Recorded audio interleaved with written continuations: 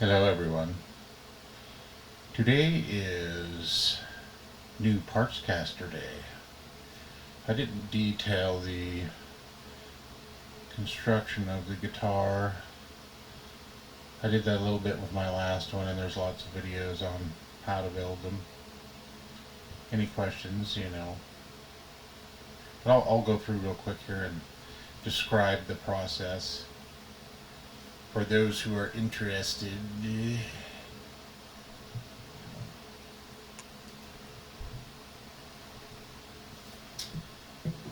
So,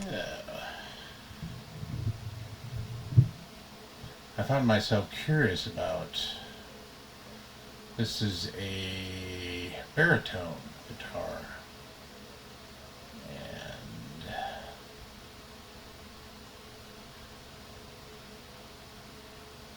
Harley Benton makes a pretty nice one for reasonable money, but as I am on Amazon looking at stuff all the time, I come across silly things like necks for these, and so I just start ordering stuff. And this is a cheap 30 some dollar China body, but the beautiful thing about it was no tremolo cutout.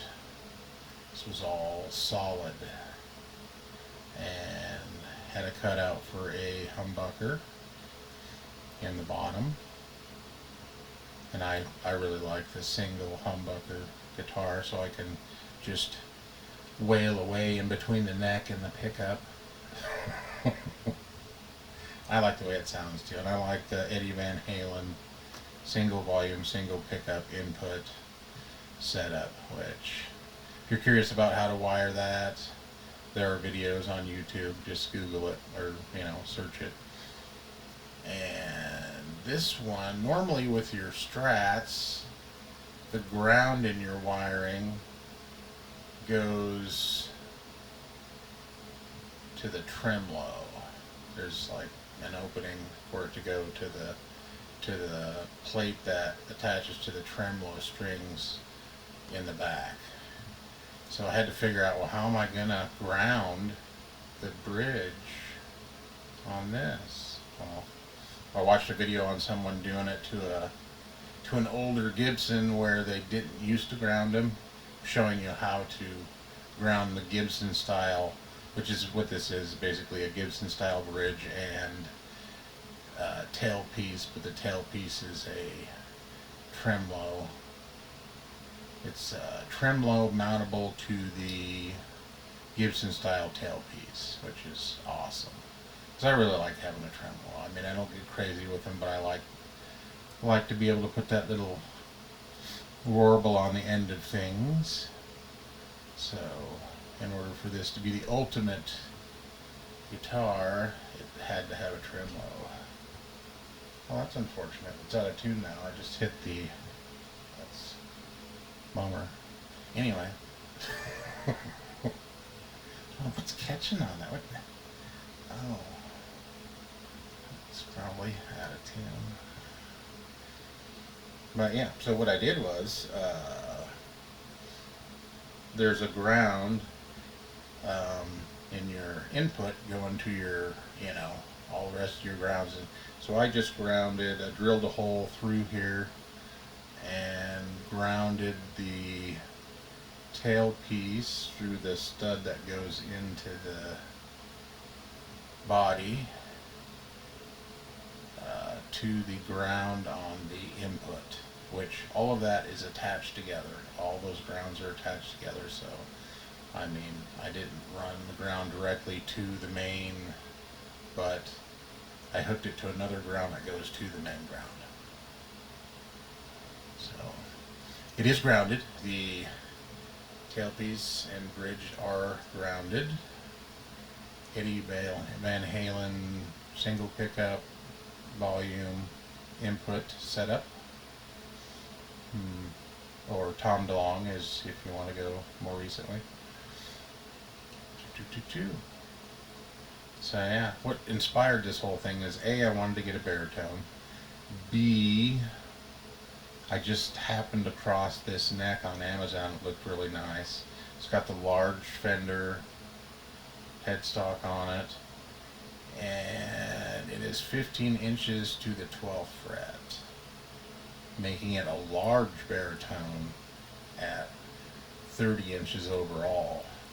So it just fit. I mean, normally on a Strat this is like an open area, but yeah, it all worked out nicely. So I figured, yeah, I can just do a Strat style neck and body, but a Gibson style, you know, bridge.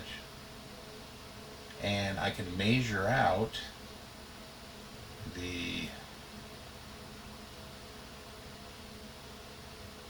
let's see, what do you call that? Drawing a blank on what you call the length from the nut to the bridge.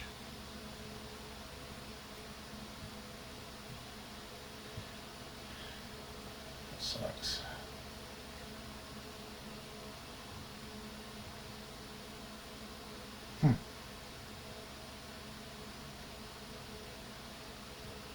Scale length. Jeez. Wow. 55 now, so yeah, getting into the 50s. Yep, stuff starts slipping. So yeah, so we did the ground to the tailpiece, which I was very proud of myself for doing it properly. It's like early Gibsons didn't even do that, and so people are doing it themselves. Yeah, got my little Amazon, the neck plate, 2-roller string tree, and input set.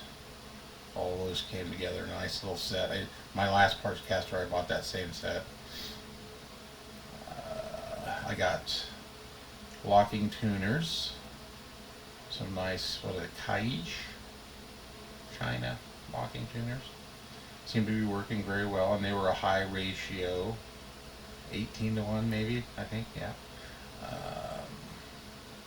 That's a good thing I got locking tuners, because these are large tuned down strings, but they're actually meant for a regular guitar. So getting down here, I only had just a little bit sticking out, so it wasn't a locking tuner and I needed to wrap it, they would have been too short. So worked out fabulous. So the nice thing about building a baritone guitar and putting locking tuners on it is your standard length strings will reach with the locking tuners. And this is like the longest baritone scale length, I do believe, at 30 inches. Yeah. See if it sounds. Sometimes it sounds good to me and sometimes it don't. I'm not sure what the difference is. See what she...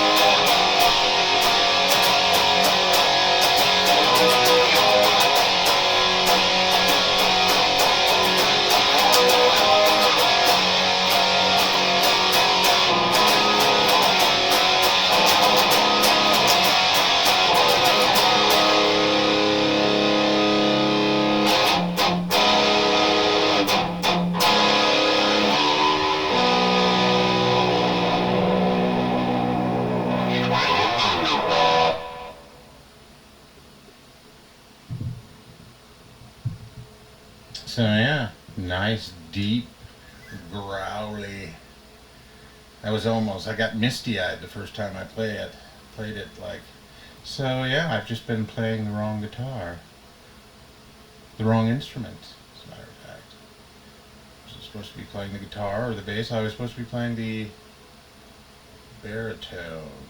I love that deep, growly sound it has with a high output humbucker. Really digging it. So yeah, too bad I wasn't. This is where I should have been when I was about 20. Right here. Building my own signature guitar and, developing riffs and songs. At 55, it's probably a little late. But yeah, having lots of fun. Second childhood. Yeah. Alright. So yeah, described all that, I think, how it all went. And the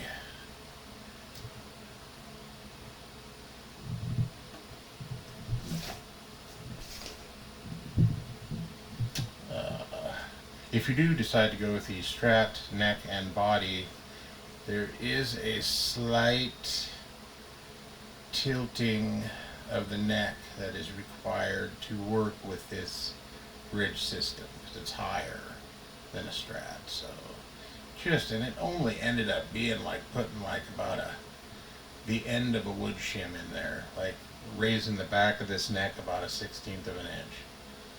And that was all it took to make this whole bridge system work. So went a lot better than I thought it was. I thought I'd be messing with that for a while. And as you can see, the Justin signature guitars are not body filled before painting. They are, all of the natural wood grain is left unfilled, and then it is painted. Oh, put that on that again.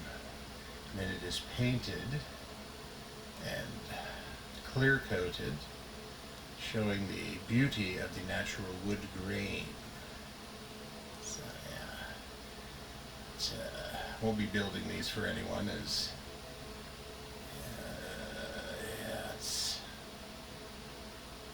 it's a lot of hard work. Yeah. So yeah, you folks have a wonderful rest of your day, evening. And we will talk to you next time.